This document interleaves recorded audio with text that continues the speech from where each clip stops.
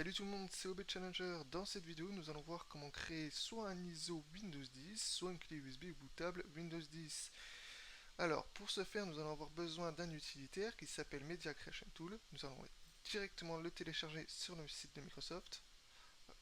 Alors, le lien sera en description de cette vidéo. Je vais télécharger l'outil. Moi, personnellement, je le mets dans téléchargement, mais évidemment, vous le mettez dans le dossier que vous désirez. Une fois le téléchargement terminé, on double-clique sur le téléchargement, on accepte, oui, on peut quitter le navigateur. On attend que la préparation se termine. Une fois la préparation terminée, on a le contrat de licence qui s'affiche. Alors on accepte.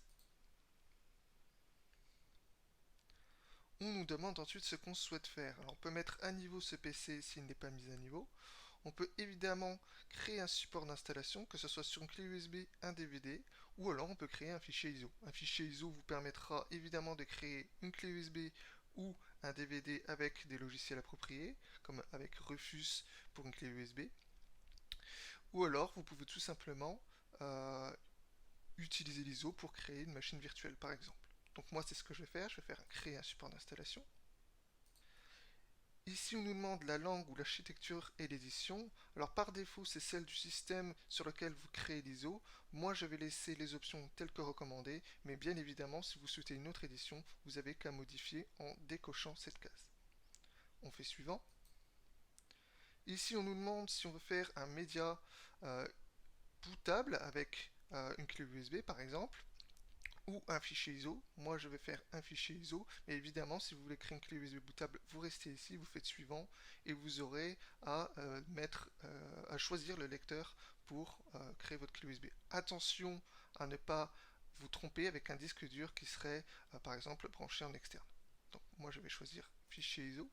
Je fais suivant. Je choisis le lieu où je veux que Windows soit enregistré. Donc moi ici je vais faire dans téléchargement, mais évidemment vous pouvez choisir un disque dur externe si tel est le cas ou dans un autre dossier. Je fais enregistrer.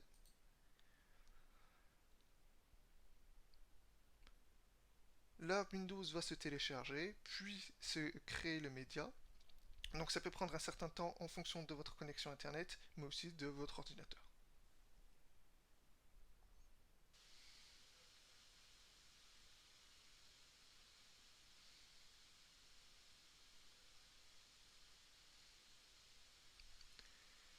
Le téléchargement et la vérification sont terminés. Nous avons maintenant le fichier ISO qui se trouve dans le dossier final. Donc vous pouvez cliquer sur terminer.